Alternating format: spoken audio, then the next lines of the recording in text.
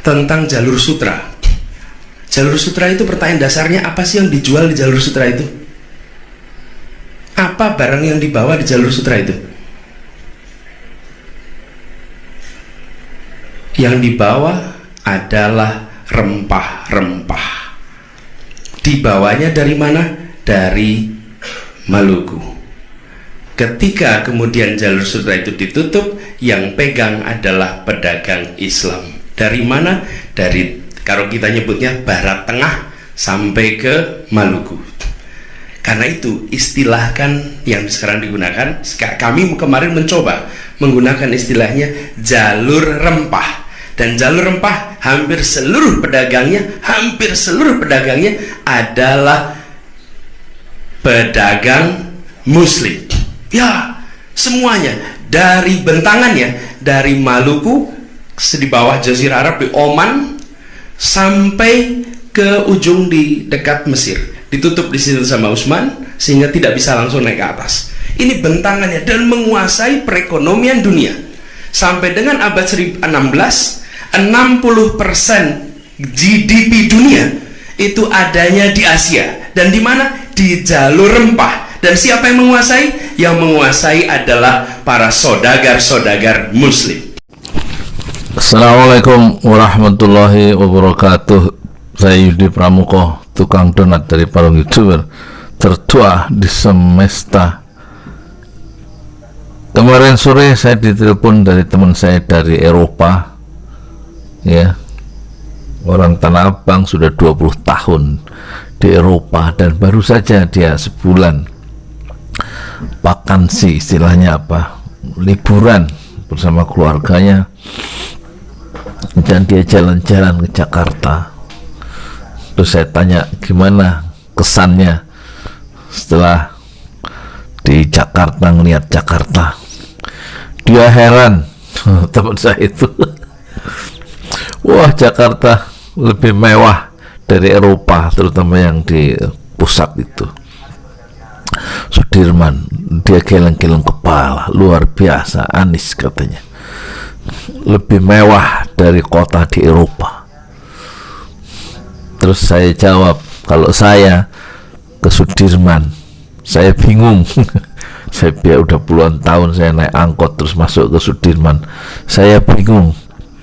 Ya, semuanya harus pakai apa itu tiket ya. Biasanya saya naik angkot, saya nggak cocok tinggal di Sudirman, di Jakarta yang katanya mewah itu. Tetapi secara umum, kata kawan saya di Eropa, telepon langsung dari salah satu kota penting ya di Eropa, waktu dia istirahat, dan dia minta maaf nggak sempet mampir ke Parung karena banyak acara katanya. Termasuk keliling Jakarta, nanya-nanya, nggak ada pemandunya, dia semuanya dia kerjakan sendiri. Dan itulah ya kesan selintas orang kita yang sudah lama di Eropa dan kembali ke Jakarta, ke Tanah Abang, dan dia heran apa yang diperbuat Anies itu. Ternyata Jakarta lebih mewah dari kota-kota di Eropa. Dan inilah ucapan Anies, video ini saya cuplik dari Nasihat Ulama 99 channel itu.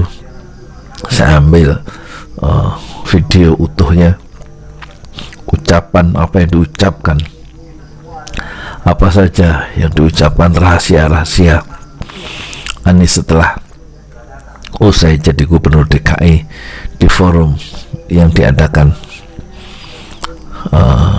kayaknya ada pengajiannya, ada Habib Rizik Syihab di situ. Selamat menyimak. Saya Yudi Pramuko, tukang donat dari orang YouTuber tertua di semesta. Fasbir sabran jamila, bersabarlah dengan kesabaran yang indah. Liyudhhirahu ala dini kulli wa kafa billahi syahidah. Asyhadu an la ilaha illallah wa asyhadu anna Muhammadan abduhu wa rasuluh la nabiyya ba'dah. Yang saya hormati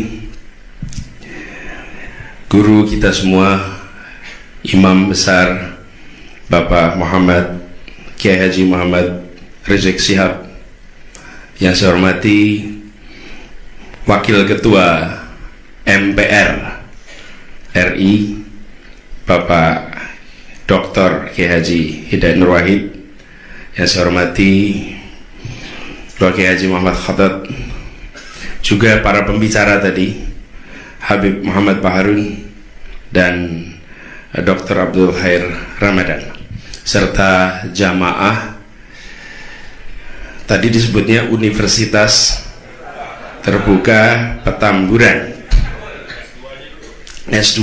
Tapi tadi saya sampaikan sama Habib Rizik, saya bilang, Bib, ini diskusinya berat betul, Bib, berat betul, papernya juga berat Pak tadi Pak. Saya sempat lihat panjang papernya ini, panjangnya 12 halaman panjang papernya, 6 halaman itu catatan kaki. Kalau di dunia akademik, sebuah paper itu kalau catatan kakinya solid, itu artinya papernya hampir sulit untuk ditumbangkan, karena semuanya punya rujukan. Kalau koran itu tidak ada rujukannya, dibantah sekali langsung dihapus online itu, karena tidak punya rujukan. Ini paper ini saya perhatikan 12 halaman, 6 halaman itu catatan kaki. Beb, ini berapa waktu yang lalu ada 2 orang ahli ilmu politik di Amerika Serikat, yang satu dari Harvard, yang satu dari Chicago, menulis tentang Zionisme. 2 orang ini, yang satu dekan sekolah pemerintahan Kennedy School, dekannya, yang satu adalah mahaguru ilmu politik. Dua-duanya raksasa di dalam kajian ilmu politik, menulis tentang lobby Yahudi di Amerika. Jumlah papernya itu 42 halaman, 84 halaman. 42 halaman itu catatan kaki. Kenapa? Karena yang ditulis adalah tentang lobby Yahudi yang pasti akan dicari lubangnya. Dan apa yang terjadi? Paper itu, saya waktu itu begitu keluar papernya, saya minta untuk diterjemahkan. Dia bilang jangan terjemahkan, nanti Anda terjemahkan kalau sudah jadi buku saja. Karena begitu baru keluar seminggu, saya minta untuk terjemahkan 42 halaman. Tahu Pak apa yang terjadi sesudah paper ini keluar? Dua-duanya diberhentikan karena nggak bisa dibantah papernya. Jadi akhirnya jabatannya saja yang dicopot Pak, karena papernya tidak diberhentikan. Dan akhirnya buku itu menjadi salah satu buku yang luas. Bapak Ibu bisa baca buku itu. Itu ditulis oleh 2 orang raksasa yang di sana tidak terbendung. Jadi ini kalau ada yang membantah harus mikir 2-3 kali Pak ini sebelum bisa membantah apa yang ditulis ini. Bapak sekalian, saya ingin meneruskan sedikit aja sebelum menjawab pertanyaan tadi. Habib, boleh Habib ya? Ini kalau tambahan tidak ada bayaran tuh ya. Ustadz Khotot tadi ada tagihan itu nanti. Saya ada tagihan di kemudian hari, kan repot ini.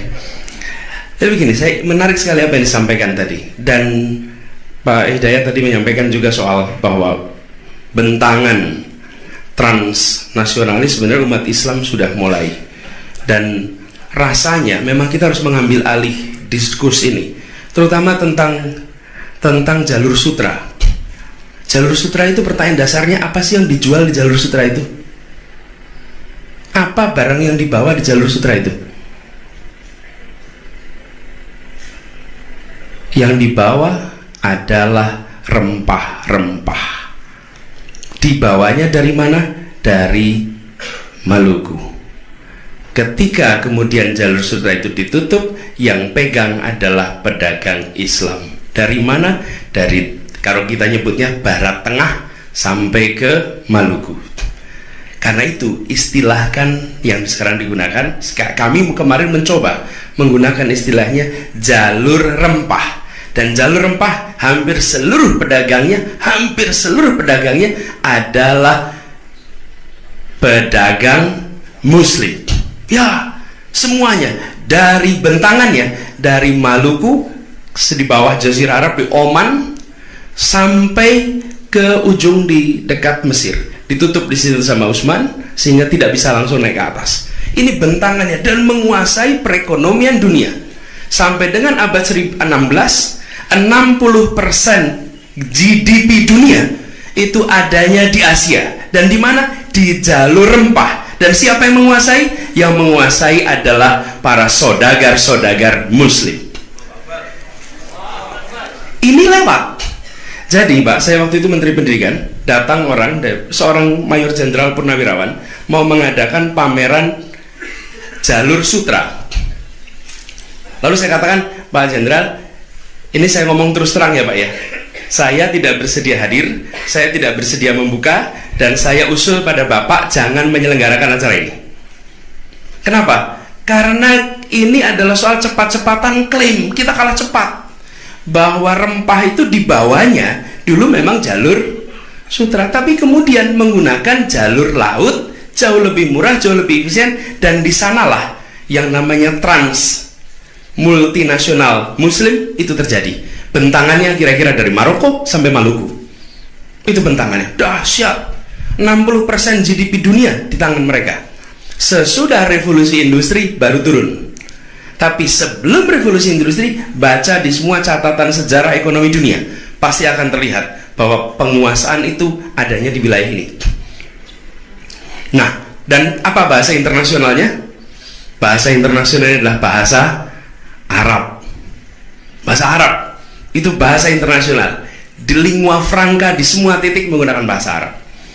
Ini menurut saya harus dikembalikan dalam catatan. Ini mengingatkan kembali. Apalagi dalam cerita ini sentralnya adalah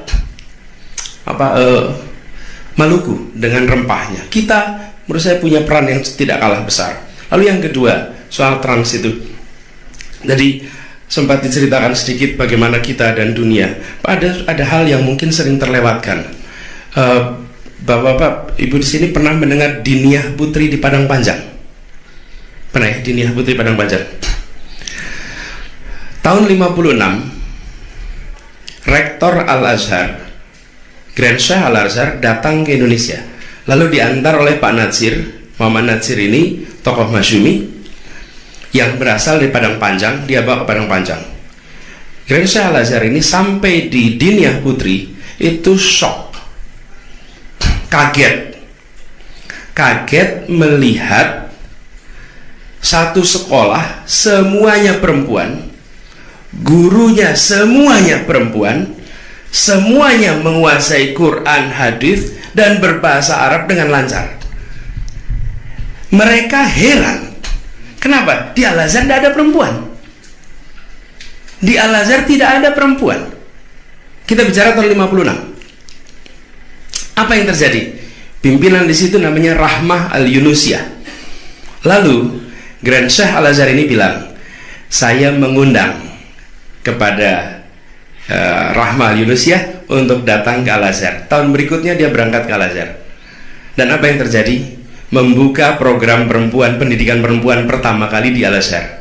Setelah lebih dari 900 tahun di Al-Azhar tidak ada pendidikan untuk kaum perempuan. Yang membuka siapa? Yang membuka seorang Ahlus Sunnah wal Jamaah berasal dari Indonesia.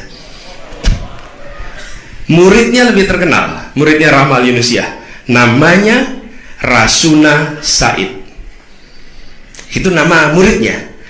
Kenapa Rahmah Al-Yunusiyah tidak muncul? Politik. Karena seluruh wilayah itu terlibat PRRI, termasuk guru-gurunya. Dan guru-gurunya dua pilihan, masuk penjara atau dibuang ngajar di gunung. Dan ada yang memilih dibuang ngajar di gunung. Anaknya namanya Fasli Jalal, Pak. Itu guru di situ. Itu semuanya dikasih pilihan begitu, masuk penjara atau muncul. Akibatnya peran Rahmah Yunusiyah ini dihilangkan. Apa yang mau saya sampaikan? Tempat ini, Indonesia ini sebenarnya adalah sumber untuk inspirasi umat Islam dunia. Dan lalu sumber yang terbaru adalah 2 Desember 2016. 212. Woi, dunia kaget. Dunia terkejut. Kok bisa 7,8 juta orang berkumpul? Marah loh ini. Kan lagi marah loh. Kok senyum gitu? Saya damai gitu. nggak ninggalin kekerasan, nggak ninggalin sampah, nggak ada rumah terbakar. Bapak Ibu sekalian, cari tempat lain di seluruh dunia. Jika ada kejadian seperti ini, yang baru ras saja, di Amerika saja ras itu berujung pada kekerasan. Di Eropa ras berujung pada kekerasan. Di Pakistan berujung pada kekerasan. Di Indonesia berujung pada apa? Zikir bersama 7,8 juta orang. Dan lalu tidak meninggalkan bekas. Persis semuanya. Bapak sekalian, dunia sedang terkaget-kaget. Mari kita bikin kaget dunia lebih sering dari Indonesia. Iya, betul, dunia lagi kaget. Saya juga hari ini kan kaget, Pak. FPI perasaan ini gambarannya FPI kan lain, Pak. Sampai sini belajarnya berat betul FPI. Lah yang pada ngeritik FPI ngomongnya nggak seberat ini, Pak. Gitu. Di sini berat betul belajarnya. Jadi Bapak sekalian, ini satu peluang untuk kita kembalikan. Dan saya pribadi, nah ini saya meneruskan apa yang disampaikan. Saya pribadi, apa yang disampaikan oleh Ustadz Khotot tadi menarik sekali. Seringkali problem sering muncul, kenapa? Kalah cepat dalam melakukan klaim. Kalah cepat melakukan klaim. Terus sekalian, kalau duta besar bicara, duta besar Jepang bicara, dia pasti menyebut duta besar, alhamdulillah kita memiliki alumni, sebut nama salah satunya Anies Baswedan. Oh, dia diklaim. Sama seperti kami dapat tamu namanya Dr. Hidayat Nur Wahid, pasang fotonya, lagi apa? Diklaim. Karena itu umat Islam Indonesia sering-seringlah cepat-cepat mengklaim. Kalau ada umat Islam Indonesia muda baru pulang sekolah, cepat-cepat diklaim. Kenapa? Kalau nggak diklaim orang lain. Dan kalau diklaim orang lain, kita kecenderungannya mengikuti klaim orang lain. Seperti yang soal Syiah ini. Saya diisukan Syiah. Saya bilang, kenapa ya bukan si B saja gitu. Si C kayak ini kata Habib juga kemarin waktu ketemu ya, Habib ketemu si A, si B, si C, tapi si A kata. Saya terus terang tidak tahu rujuknya di mana, karena kalau ditanya latar belakang kegiatan, belas tidak ada nyambungnya. Nggak tahu. Kalau dituduh liberal saya masih bisa jelaskan nyambungnya di mana. Kalau si A itu betul-betul saya tidak tahu di mana bisa disiar, kecuali lagi-lagi kunjungan duta besar Iran. Saya sebagai Menteri Pendidikan menerima kunjungan duta besar Iran, lalu kedutaan Iran melakukan pers release, dipasang bahwa habis mengunjungi Menteri Pendidikan dan ini fotonya. Wah, beredar langsung. Tapi kalau ketemunya sama dubes Saudi nggak beredar fotonya itu. Tapi kalau ketemunya sama dubes Iran beredar fotonya, dan lalu masif sekali. Sebenarnya tanggung jawab membuktikan atas semua tuduhan itu ada pada yang menuduh. Hanya masalahnya yang menuduhnya nggak jelas siapa gitu. Jadi nggak jelas siapa yang bisa minta penangguhan. Tapi saya katakan di sini di depan forum ini bahwa saya bukan Syiah dan saya adalah seorang Ahlus Sunnah wal Jamaah. Clear. Apalagi tadi ceritakan itu Pak Hidayat cerita tadi, ada satu tambahan Pak Hidayat tentang peristiwa di Jogja yang akhirnya Pak Syafruddin membentuk pemerintahan darurat di PDRI di Bukit Tinggi. Pertanyaannya, siapa yang mengirimkan pesan kepada Syafruddin Prawira Negara untuk mendirikan PDRI? Namanya adalah Abdurrahman Baswedan, Pak R. Baswedan, yang waktu itu berada di Jogja, yang waktu itu bersama-sama diputuskan bahwa lakukan di Syafruddin yang sedang berada di Bukit Tinggi. Keluarga kami adalah keluarga dari dulu. Jadi kami itu dulu orang tua kita pendiri PAI, Partai Arab Indonesia. Yang Partai Arab Indonesia itu mendeklarasikan satu, tanah airnya Indonesia, dan mengatakan tanah air Indonesia di tahun 34. Bapak-bapak ibu sekalian, orang Arab mengatakan tanah airnya Indonesia tahunnya 34. Apa sih, coba kita pikir, apa sih yang terjadi itu? Nekat. Tahun 34 nekat. Kenapa? Apakah Indonesia sudah ada? Belum. Kalau orang Jawa mengatakan saya Indonesia, ternyata Indonesia tidak terjadi, dia tetap Jawa. Orang Bugis mengatakan saya Indonesia, ternyata Indonesia tidak jadi, maka dia tetap Jawa. Nah ini orang Arab mengatakan saya Indonesia, barangnya belum ada. Kalau ternyata Indonesia tidak terjadi, mau ngaku Jawa nggak bisa, Mau ngaku Arab dibilang ente sudah bilang Indonesia. Cari aja sana Indonesia di mana. Nah ada barangnya. Mereka itu menyatakan sumpah pada tanah air Indonesia sebelum Indonesianya ada. Tidak ada yang lain yang melakukan itu kecuali keturunan Arab di Indonesia. Tidak ada yang melakukan itu. Dan ini dilakukan siapa? Seluruh kelompok. Cikal bakalnya mana? Cikal bakalnya Jamiatul Khair. Saya sampaikan kemarin juga di Jamiatul Khair 115 tahun. Saya diundang hadir itu ketika saya masih Mendikbud. Itu saya katakan saya sudah bukan, tapi tetap diundang hadir. Saya sampaikan di sana bahwa ini cikal bakal pergerakan nasional. Dan Partai Arab Indonesia itu menyatakan tujuannya adalah merdeka. Apa yang terjadi? Begitu Indonesia merdeka, partainya membubarkan diri.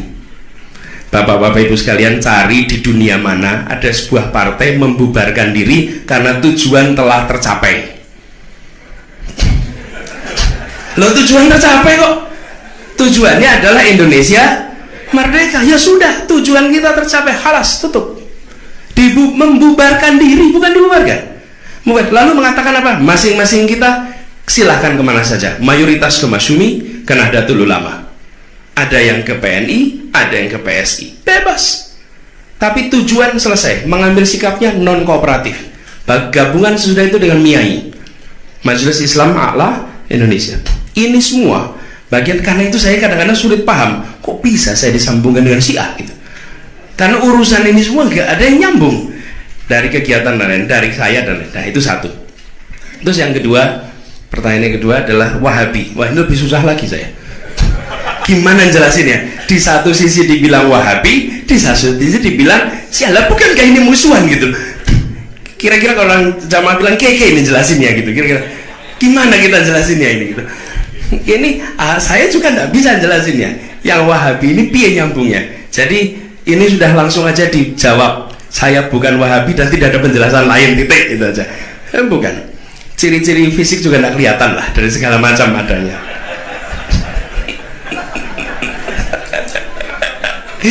Ini jadi lucu, ini jadi problem. Kemudian yang ketiga adalah liberal. Liberal, saya rasa liberal ini saya sama sekali tidak pernah diberi label liberal sampai menjadi rektor di Universitas Paramadina. Dan ketika itu seperti disampaikan Pak Hidayat tadi, Paramadina rektor sebelumnya adalah Bapak Sohibul Iman yang sekarang menjadi presiden di PKS. Mari kita saksikan apa yang terjadi di Paramadina. Paramadina itu tempat munculnya berbagai kontroversi. Misalnya yang paling ramai adalah kawin lintas agama. Wih itu dahsyat betul. Macam-macam eksperimen pemikiran muncul luar biasa banyak dan kontroversi. Tapi itu kapan? Sebelum 2006. Yang kita ingat Paramadina itu sebelum 2006. Bapak-bapak pernah nggak dengar kontroversi 9 tahun terakhir ini? Nggak ada. Nggak ada. Sama seperti dulu ada api di sana. Semua kita mengatakan ada api, ada api, ada api. Tapi tidak ada yang mau ke sana dan memadamkan api. Ketika apinya padam, kita semua bersyukur apinya padam. Tahukah kita siapa yang memadamkan api? Tahukah kita siapa yang memadamkan? Pernahkah kita bilang pada memadam api, alhamdulillah, terima kasih, untung anta memadamkan api itu di sana? Tidak, justru malah mengatakan ente ada di situ pasti bikin apinya. Bener lah. Jadi saya mau tanya, 9 tahun terakhir ini adakah kontroversi muncul di tempat itu? Nggak ada. Ditata universitas, dan yang memulai Pak Sohibul Iman. Beliau mengerjakan 2 tahun, lalu saya meneruskan. Saya meneruskan mulai 2007 sampai 2014. Ditata sehingga universitas ini menjadi universitas mainstream, bukan universitas produsen kontroversi. Jadi bahkan semua kegiatan Ustadz saya itu kita itu sampai membuat, jangan sampai anak pulang, anak selesai terus nanti nggak karuan. Dibuatkan sistem, dibuatkan tim. Untuk apa? Tidak ada acara di tempat ini yang tidak dapat approval dari sebuah tim, namanya komite kegiatan. Dibuat, dirapikan. Wih, bendungan macam-macam mau masuk. Misalnya mau ada kerjasama mata kuliah tentang LGBT, mantap itu. datang mengajak, dipikir para Madinah mau, kami bilang kami tidak mau, kami tidak bersedia. Dapat universitas-universitas lain dan disebarkan kabar bahwa para Madinah mengalami kemunduran, universitas lain mau mengajarkan, para Madinah tidak mau mengajarkan. Terserah, dibilang mundur tidak apa-apa. Dan itu ya tentu saya kan tidak muncul di koran menyampaikan, saudara-saudara semua, alhamdulillah kami gagal menggagalkan usaha mata kuliah LGBT. Kan tidak mungkin. Tidak katanya, tapi itu kita rapikan. Bapak sekalian, ini semua dikerjakan. Saya selalu mengatakan, bekerja dalam sebuah perjuangan seringkali bekerja dalam kesunyian, bekerja tanpa hingar-bingar, jauh dari tepuk tangan. Tapi insya Allah kalau dijalani dengan ikhlas, ridhonya menemani perjalanan itu. Insya Allah.